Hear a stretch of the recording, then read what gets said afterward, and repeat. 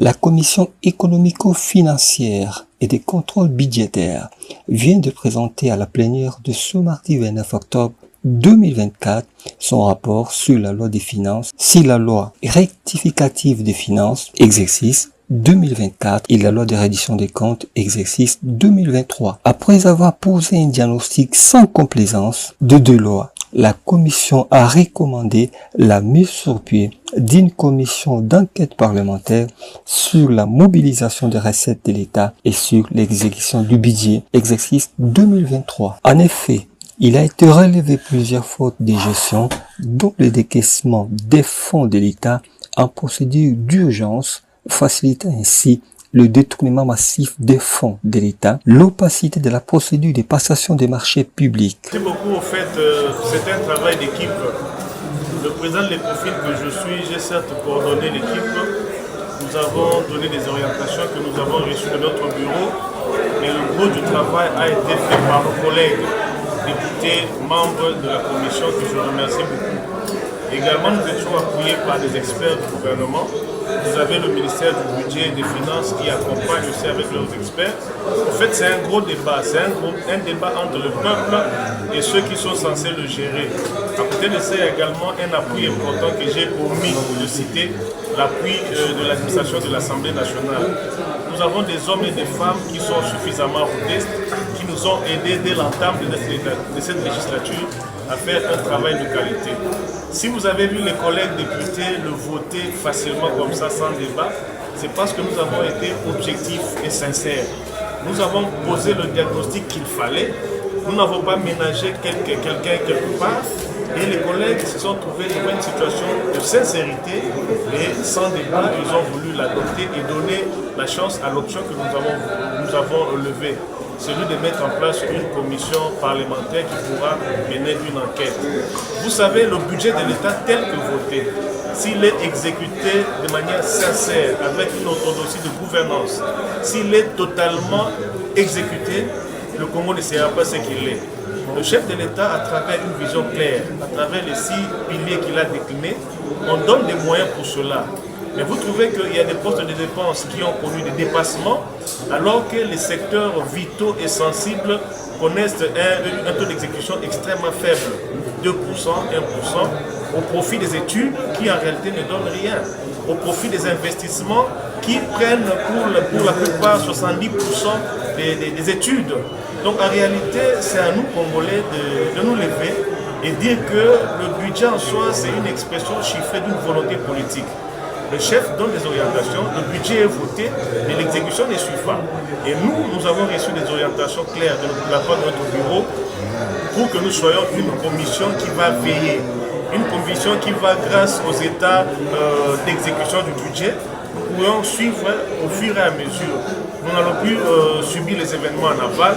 Chaque trimestre, nous allons accéder à tous ces documents pour savoir comment s'exécute notre budget. Et je crois que c'est un rôle que nous voulons jouer pour casser une routine qui est le domicile. Vous venez, vous votez une reddition des comptes, tout le monde déplore, et en fin de compte, on revient sur la même chose des années et des années. Il faut un moment qui est cassure, que les responsables qui sont censés exécuter ce budget, qui en réalité, ce sont les ressources des Congolais, puissent être responsables et conscients du devoir qui est le leur.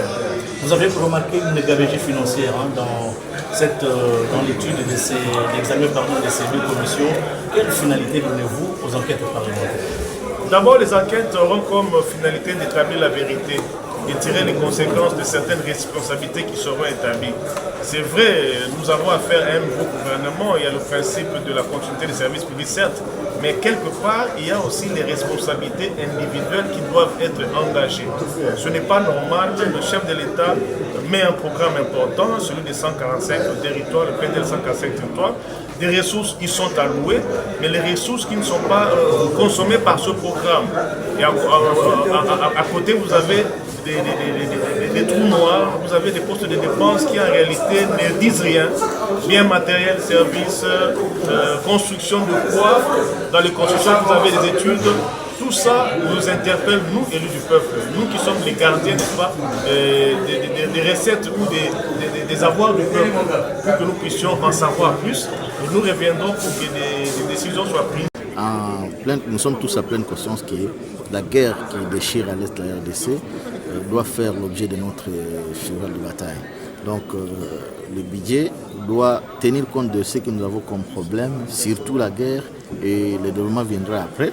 Et surtout, il y a des axes qu'il faut prioriser, entre autres l'armée, aussi la jeunesse, parce que je vis dans le budget quelque part où on avait donné un pourcentage qui n'est pas consistant concernant la jeunesse. Je vais tout faire et militer avec mes frères et confrères qui sont collègues ici de l'Assemblée nationale, pour que nous puissions voir comment subvenir aux besoins de la jeunesse. Parce que vous voyez qu'on a signalé ici, notre frère Lézère a signalé l'insécurité qui peut subvenir à partir des jeunes qui nous entourent ici au niveau du Palais-Peuple.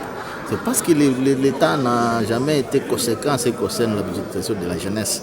Parce que vous savez que quand les jeunes sont occupés, quand les jeunes auront un pourcentage considérable dans le budget, ils seront occupés dans des sociétés, ils seront occupés dans d'autres travaux, ils ne viendront pas ici. Et il y aura diminution automatique de Koulouna à Kinshasa, il y aura aussi diminution automatique de Chégué partout, par-ci, par-là. Donc on va beaucoup miser. Une démarche que nous aurons à faire, nous devons vraiment beaucoup miser sur la sécurisation à partir de comment on doit encadrer le FARDC, comment on doit également encadrer la jeunesse. Parce que cette jeunesse, si elle est bien encadrée. Il faut noter que l'objectif final visé par la Commission, en recommandant la mise sur pied d'une commission d'enquête, c'est de récupérer les fonds de l'État détournés et la confiscation de biens détournés. Signalons que bien avant la clôture de cette plénière, des motions d'information ont été données par certains élus. J'estime que notre mandat, j'ai été élu par les électeurs à Lumumba-Ville, mais notre mandat est national. Par conséquent, et puis j'aurais pu parler d'une autre province. Mais ici, très particulièrement, la singularité des villes de Kinshasa, c'est que c'est la ville capitale, c'est la ville qui représente la République démocratique du Congo. Donc il y a une situation tout à fait particulière. Je tenais justement à ce qu'on s'en occupe et qu'on règle ces deux problèmes lancinants auxquels les Kinois sont confrontés. D'écouter les informations qui m'a été parvenues par le maire de la ville en disant qu'il y a la situation précaire par rapport aux inondations des eaux de pluie qui se sont abattues dans la province de Sidouban. C'est la raison pour laquelle, étant qu'élu de la circonscription électorale de Zongo, je dois essayer de parler au niveau du Parlement pour que le collègue député et le président du Parlement passent devant le gouvernement national pour qu'on puisse chercher une assistance à cette population sinistrée. Pas encore, il y a une lettre de transmission que je dois envoyer au ministère des Affaires sociales. Bon, il y a eu peut-être beaucoup d'espèces de maladies, il dirait que telles que la diarrhée, telles que les fièvres malaria, là où il y a des moustiques qui piquent les enfants à tout moment, comme il n'y a pas de moustiquaires, c'est ça, c'est que nous craignons que la population doive avoir des problèmes aux jours à venir.